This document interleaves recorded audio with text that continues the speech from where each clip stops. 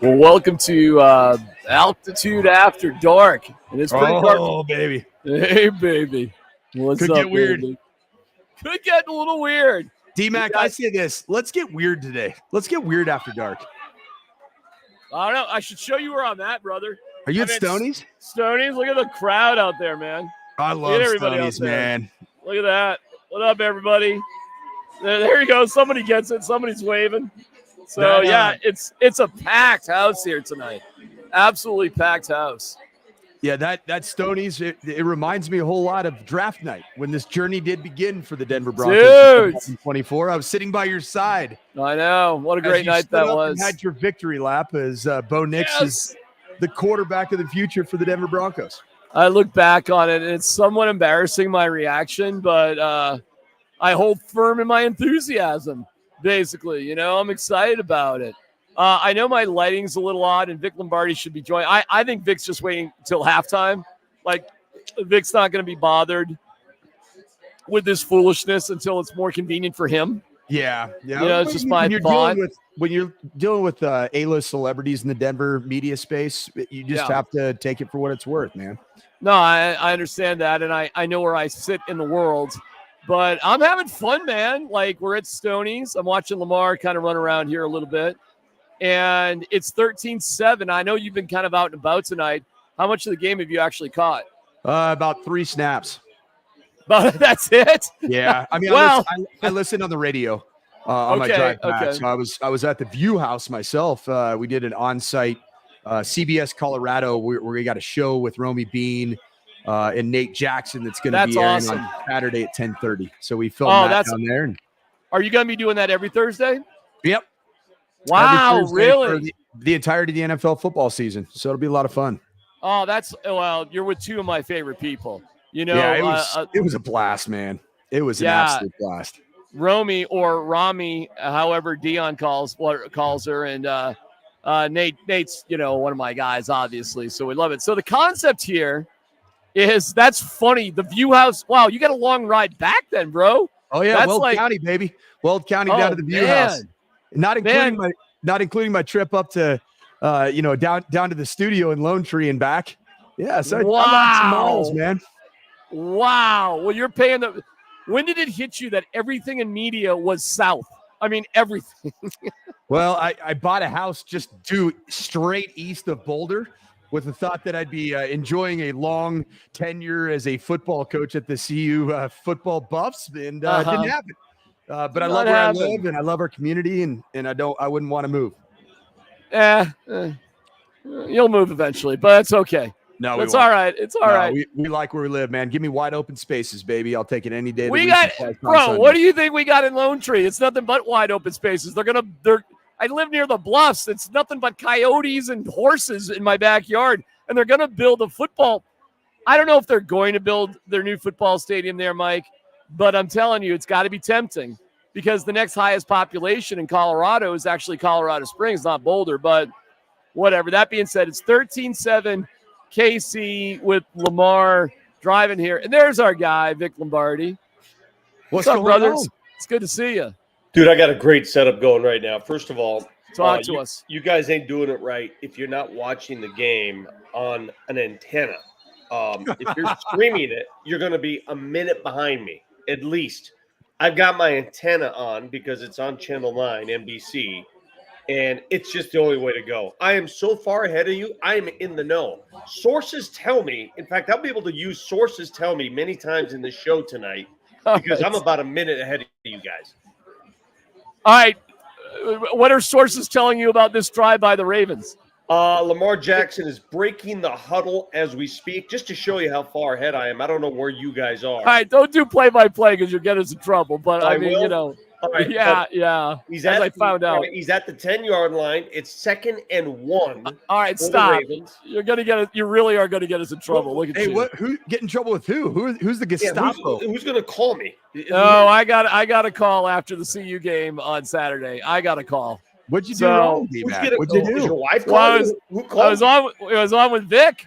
I was up there at Pasta J's, and I saw that. No, I had to talk to I had to talk to a guy before I talked to a lawyer, Vic. I'm not joking about that. You got to be kidding me because you no. said something that happened on the call? Enough.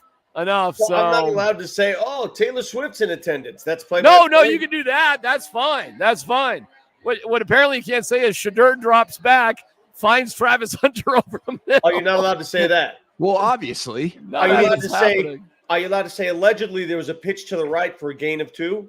Allegedly, I'm not watching. Or so they say. Look at that working out. It's funny. Like I didn't even think of this, but we're gonna get, if we do this on the regular, which is our plan, Altitude After Dark Thursday nights. We're gonna be basically on at halftime during the Thursday night games, which is actually kind of cool. So we can sort of reflect on the game and talk about the Broncos and all that stuff. Yeah, you look really good tonight, Coach Sanford. Did you go to do you have a Sears family portrait night or something? No, it was the attire for tonight's show with CBS Colorado that I'm on with Romy Bean and Nate Jackson. Yeah, was actually Nate Jackson called it snappy casual. So I got my snap shirt. I got a snap shirt. Gotcha. So it's snappy and I'm casual. You guys still shoot that at the View House? It was View House, man. Yeah. So I got some I used to host that show, Coach. I used to host all those CBS shows back in the day. Monday nights, Thursday nights at the View House. They've been doing that for years. So that's a long drive for you to go from the View House south at 25 during that traffic to get to where you are. Whoa. I left 2 hours before just in case. You just never know. All right, so tonight, just to describe everything as we're close to halftime, we're on multiple platforms, including Altitude's Twitch. For the first time, we're doing Altitude's Twitch, but we're on Vic's Twitter, my Twitter, Coach's Twitter, YouTube, all sorts of stuff. So we're trying to get this out to as many people as humanly possible, and we'll see how it goes. So we had a nice run with this during training camp, and so we're going to be on Thursdays and Sundays.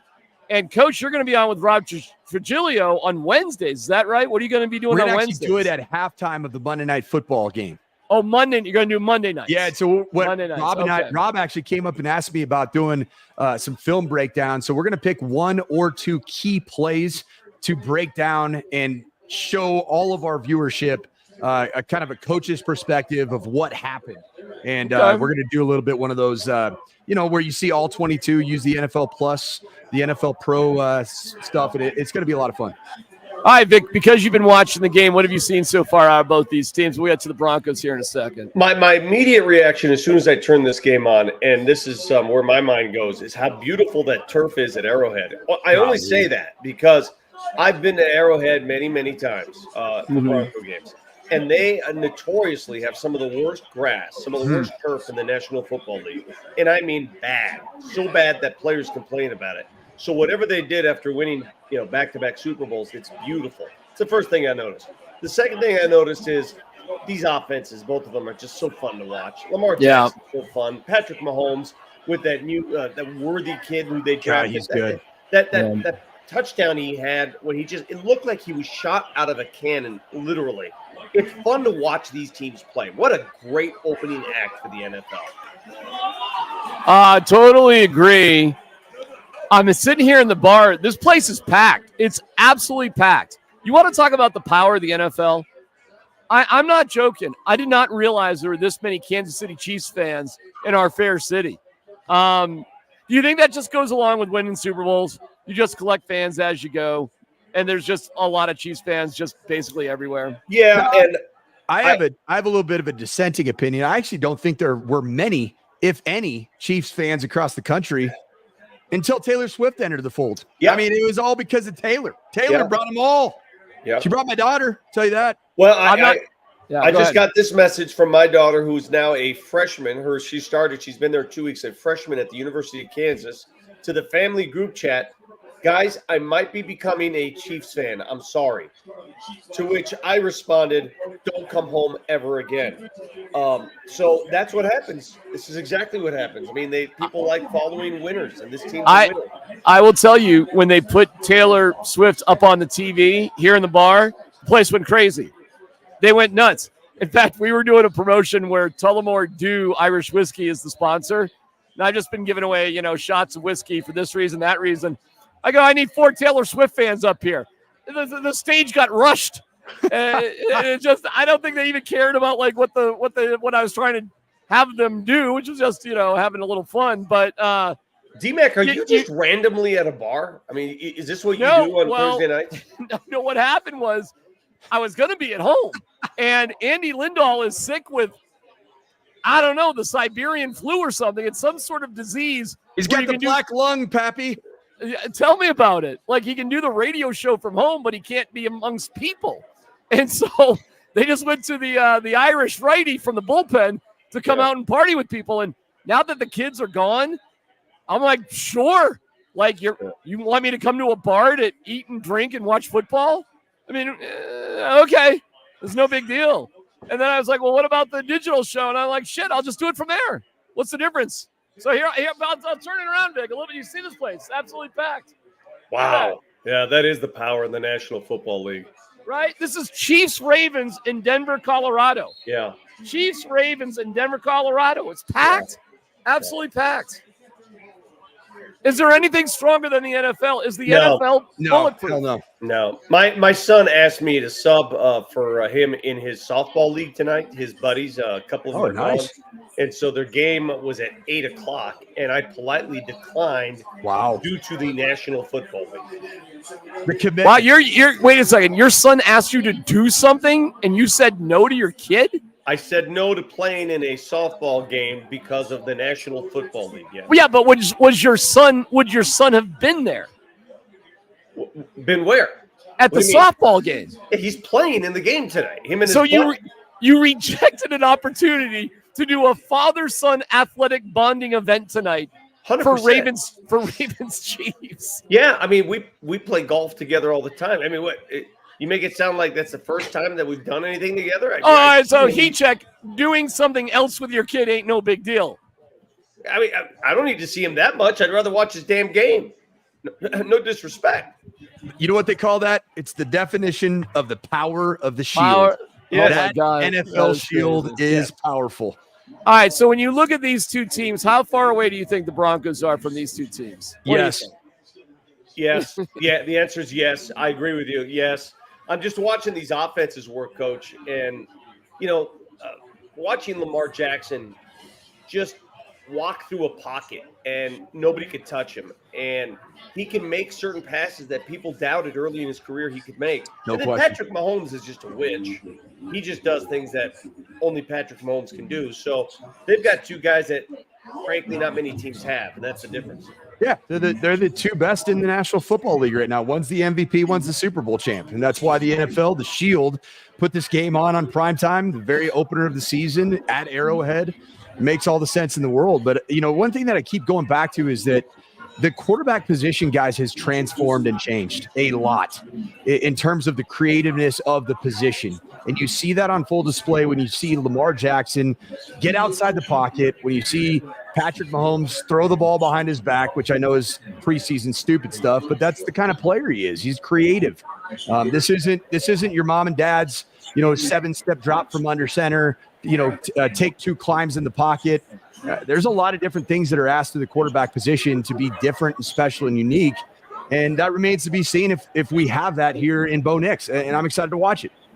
Well, what do you think we do have in Bo Nix as we get closer to the game? And we'll be back on Sunday nights on all these platforms, including Altitude's Twitch, YouTube, Twitter, all that sort of stuff. But what do you think about what we'll see from Bo Nix then on Sunday? I'm curious as to how Sean Payton treats this game, because it's going to be loud. It's going to be noisy. Mike McDonald is a coach who's known to confuse opposing offenses and quarterbacks. He's a young quarterback entering the Coliseum for the first time.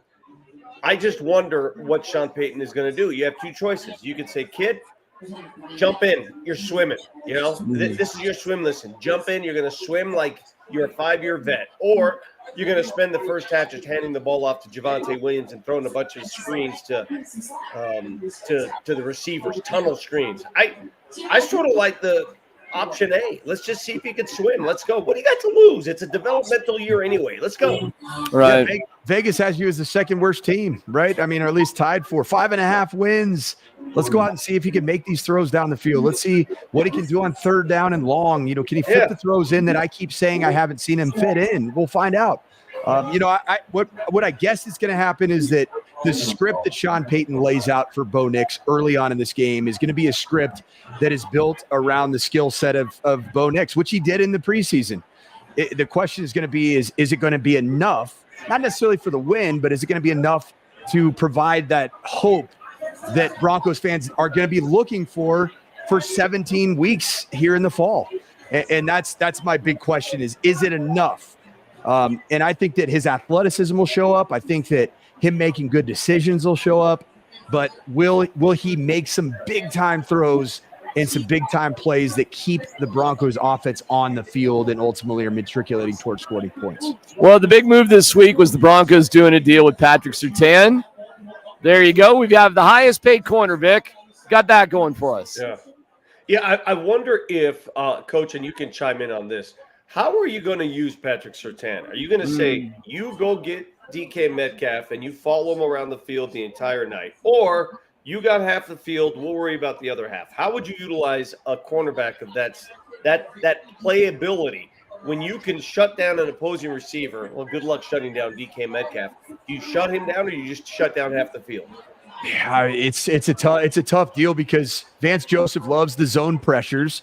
And if you keep Pat Surtain on one particular side, then at the end of the day, you don't know if it's zone or man. But if you do have him lining up across from DK Metcalf, particularly if DK Metcalf lines up in the slot and he's the number 2 receiver, and Pat Surtain's playing inside, you just gave away the answer to the test.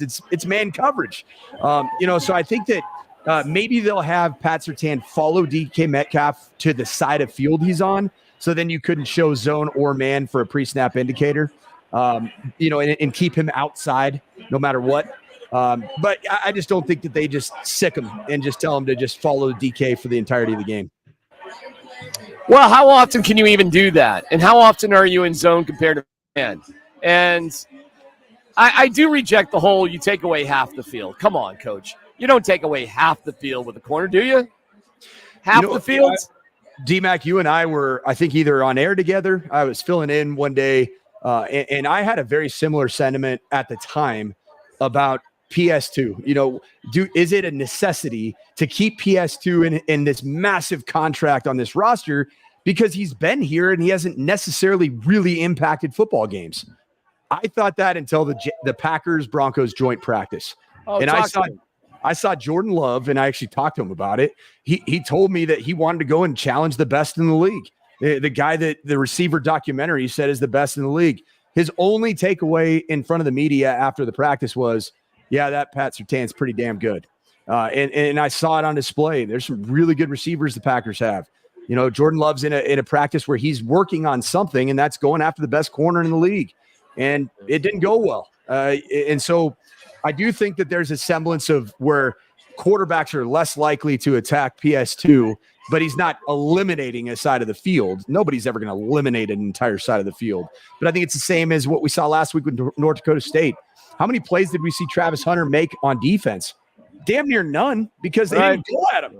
I mean, they didn't want to go at him because they didn't want to turn the football over. I saw a comment today.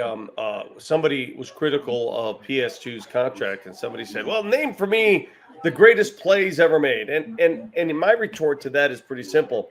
Sometimes when you're that dominant, it's the quiet nature of what you do that's dominant. It's the fact that not much noise is made on your side of the field, that receivers are quiet, that you are quietly getting through a game because nobody's testing you.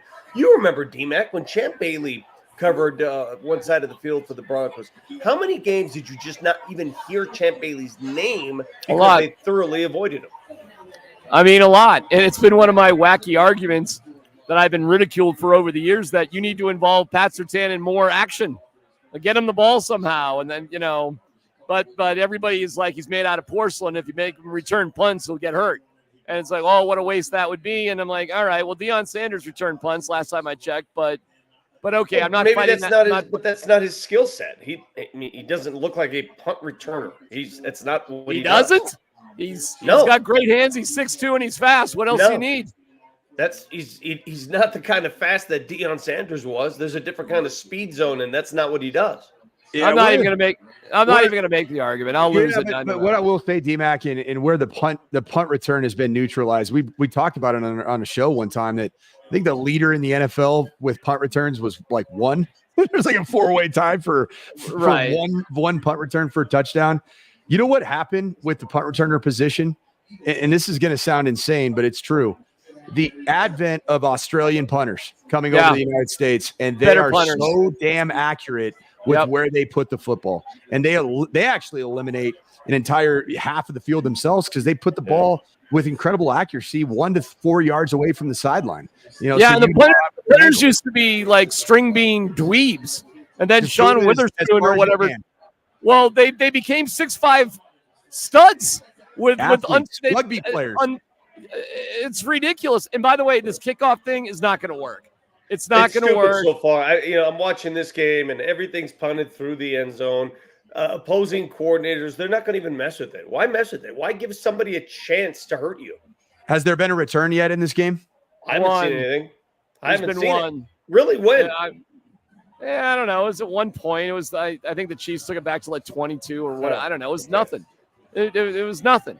And teams are just going to kick the ball through the end zone if anything's dicey whatsoever.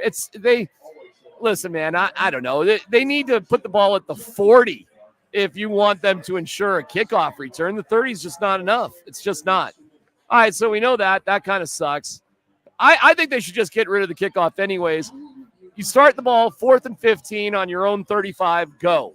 Most teams will punt, and you don't have to announce when you're doing an onside kick.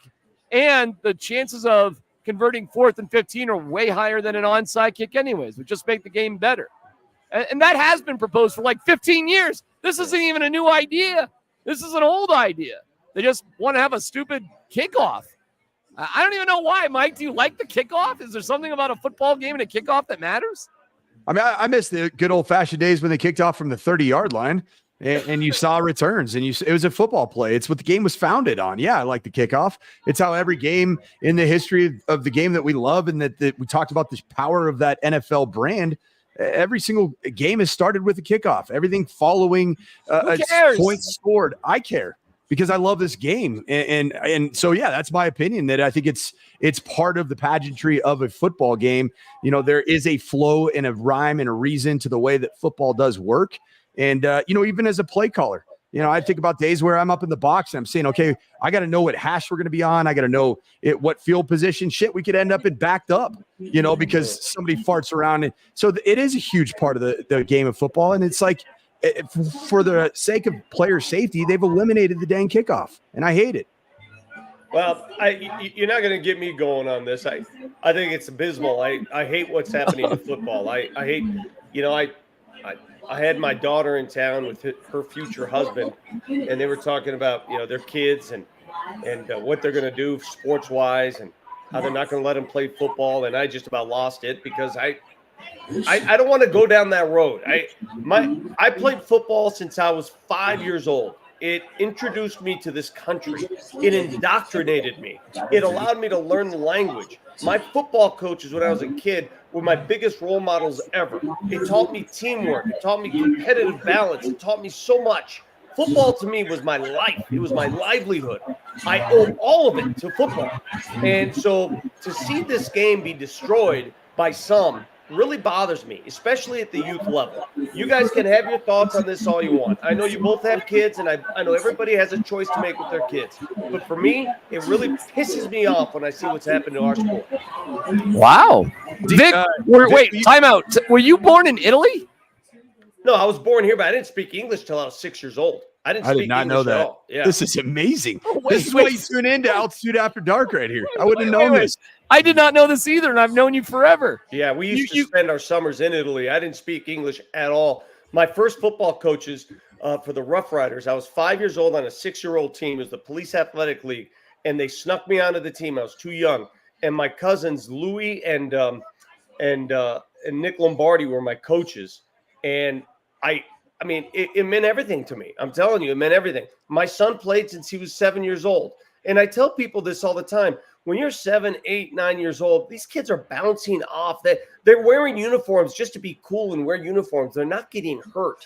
They get hurt. It becomes an issue when you hit puberty, when you get bigger, when you have a much bigger player going up against a smaller player. That's when it becomes an issue. And that's when, okay, if you want to go to weight restrictions, fine. I have no problem with that at all. But when you're 7, 8 years old, are you kidding me? There are many more things that are more risk averse than football. Football's nothing at that age. All right, good stuff, man. What are you drinking tonight, Vic?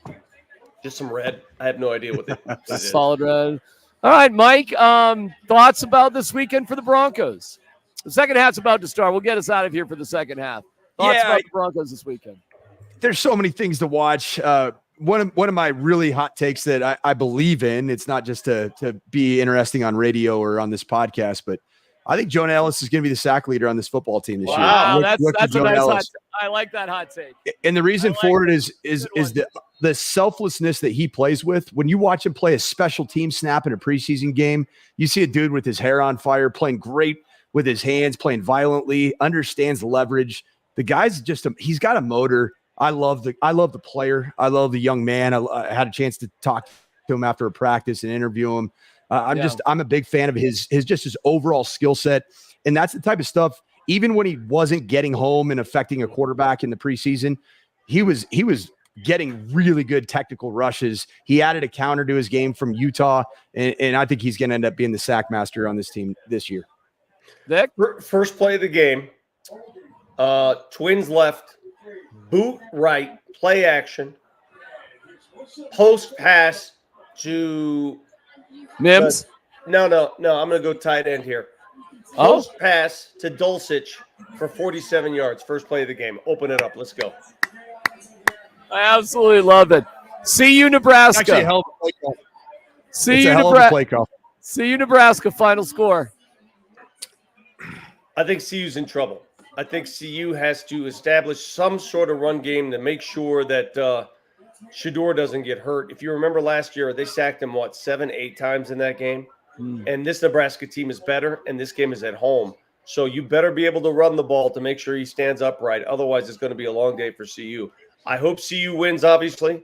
I'm rooting for the Buffs to win, but it's going to be tough to win at Memorial.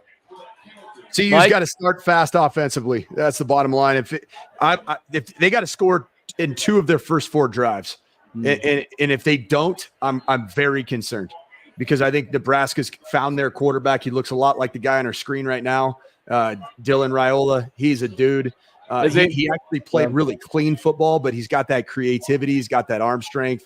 I really like this young player. He's turned down Georgia, turned down Alabama, turned down Ohio State to play for his uncle, who's the offensive line coach there at Nebraska. I think that you got to start fast and you make it a shootout. Otherwise, you get down early. Nebraska's going to lean on him. I just think that's a reality. We'll have to see it play out. Holy shit, Coach. When you said he looks like the guy on our screen, I thought you meant DMac. I was like, really? Sorry, the football game that we're watching. Oh, okay. All right, boys. Second half has started. Vic, we'll listen to you in the morning. Coach, you on tomorrow or not? What's your I'm on. Yeah, it's just me and Demps tomorrow, 10 to noon. You and Demps and UNC CSU. Are you on that game? Yeah, I got back-to-back games, Vic. You'd be proud of me. I got Columbine is at Legend High School in Parker. And then the next day at 5:30, I'm up at Canvas Stadium, which is sold out to watch the Northern Colorado Bears. Wait a minute. That game is sold out for UNC? That's what was announced today. Wow. Hey, Coach, you are really good at what you do, and I have no doubt you will shine. So I'm looking forward to watching you. Any quick little tip for me? For the TV side, I've done the radio side of play-by-play color commentary. Give me just a quick little tip. You're my uncle, right? You're my uncle. You're looking out for me. You've done this before. Look out for me. Well, what do I got to do? Test your play-by-play guy by not saying a word for maybe 10 minutes straight. Just don't even speak and see what happens. Hey, Brian Roth is going to come and chill you in your sleep. And on that note, we'll wrap it up. Enjoy the second half of the game. Casey's up 13-10 on Baltimore. It's Altitude After Dark. We'll see y'all. Bye. See y'all.